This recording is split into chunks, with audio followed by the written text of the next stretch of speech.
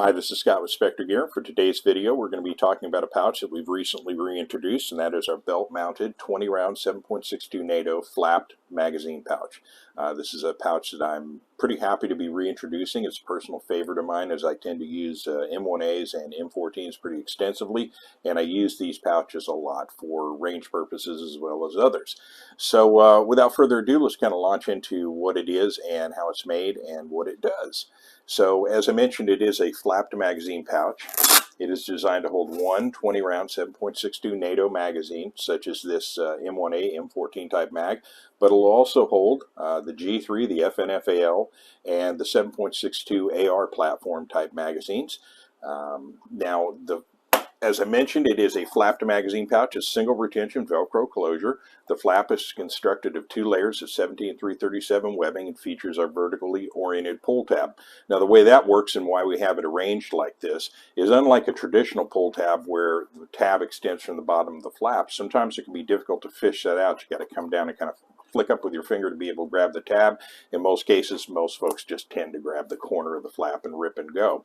With this pull tab arrangement, it's easier to come down and just simply grab like so and open for rapid access. Now, like I said, Velcro closure. We have Velcro hook material on the pouch body with corresponding Velcro hook on the flap.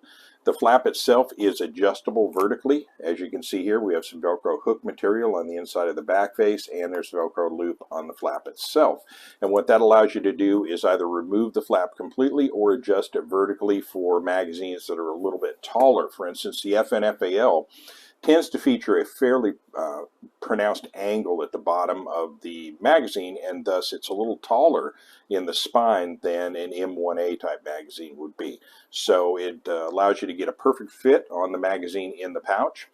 Now, the pouch body itself is constructed of 2 layers, 1000 denier Cordura nylon. It's one continuous run from the bottom all the way to the inside and the inside bottom. So it's one continuous run of 1000 denier Cordura nylon, and like I said, 2 layers, so we're talking some extra durability there. We also feature what we call a reinforced snag-free pouch mouth opening. On the inside where the pouch body actually makes this fold, there is a piece of 1-inch type 17-337 webbing that's sewn in here. You can see the stitch lines holding it in place there. And what that creates is a reinforced pouch mouth opening, so it's not going to collapse on you. And also, it makes it so that the magazine is pretty easy to extract from the pouch, because most of these 7.62 mags feature, they're rock and lock type magazines, and they feature a fairly pronounced locking tab on the spine of the magazine. In particular, the G3 has one that's particularly pronounced and pointy. And if you have any kind of a pouch that has, for instance, edge binding on the inside, it's going to snag on that all day long. It will not on this particular magazine pouch. Now, the pouch body also features a number 0 drain hole grommet at the bottom, and it is sewn to a back face that is 2 layers of 1000 denier Cordura nylon with 2 layers of 1250 ballistic sandwiched in between. So that's a lot of heavy-duty, robust materials, and as you can see from the stitching here, we're pretty serious about the stitching as well. So this is a solid bomb-proof type pouch. It's going to last you a good long time, and that's the intent. We want to give you a product that's going to give you a very decent service life. Now, to the back of that back face, we have our wraparound belt loop, and that's what makes this a belt-mounted pouch. Now, I've talked in the past when I talk about these wraparound belt loop pouches, how they work, but I want to actually kind of show you how that actually plays out.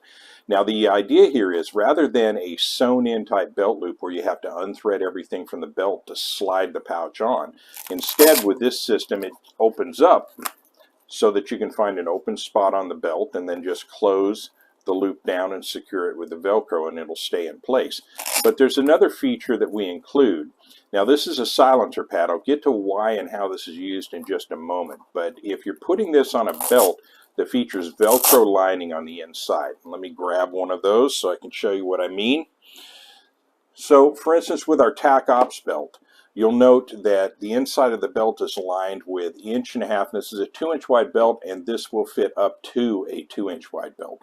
But on the inside, we have 1.5 inch Velcro loop material, and there's Velcro hook material on the wraparound belt loop. So the way this would work is if I was mounting this onto the belt, I'd find an open spot, then I'm going to place the pouch against the belt. I'm just going to close this down, and now this Velcro on the wraparound belt loop is going to lock down onto the loop on the inside of the belt, and then we close the corresponding piece on the wraparound belt loop down, and we're now in place.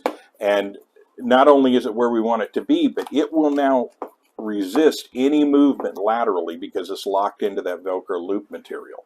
So it's going to stay in place and it's not going to shift or move on your belt. So it's going to be exactly where you left it every time you reach for that magazine. So that can be a very important feature.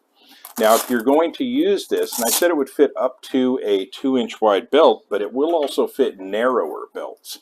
Now that's where this little silencer pad comes into play, because with something like a rigger's belt, such as this last resort belt here, you don't have Velcro loop on the inside of it. And furthermore, what you don't want to have happen is have this chew up your belt with this Velcro hook material trying to grab onto the fibers of the webbing on the belt. So we put this on here to eliminate that. And how this would work if you were going to wear this on a pants belt is you just simply put that silencer pad on, you close your wraparound belt loop all the way down, and now effectively what we formed is something similar to what you get with a traditional sewn-in belt loop. So at that point, let me go ahead and open this up here.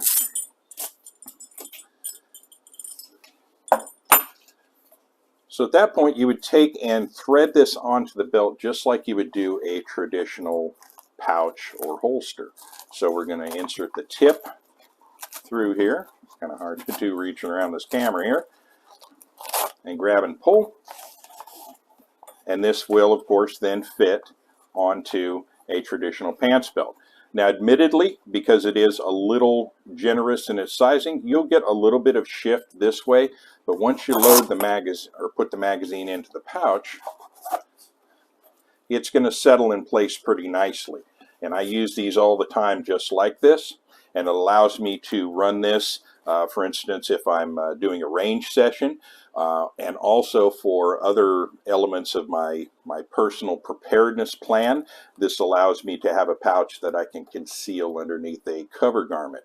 And there are reasons for that, and I'm going to be talking in a separate video pretty soon about the importance of owning pouches like this for things that are currently developing, because before you get to the time where you're going to be wearing a lot of battle rattle, there's going to be a time where you're going to want to be a lot less or a lot lower profile. How about that? Enough on that. That's not the subject of the video. The subject of the video is this pouch right here. And of course, as with all of our products, this pouch is manufactured right here in the United States of America in Visalia, California. And if you're interested in more information on this pouch, I'll leave a link to it in the video description, but you can also visit us at spectergear.com. And with that, I'll go ahead and bring it to a close. Thank you for watching and or listening. Have a wonderful day. This is Scott at Specter Gear. Take it easy.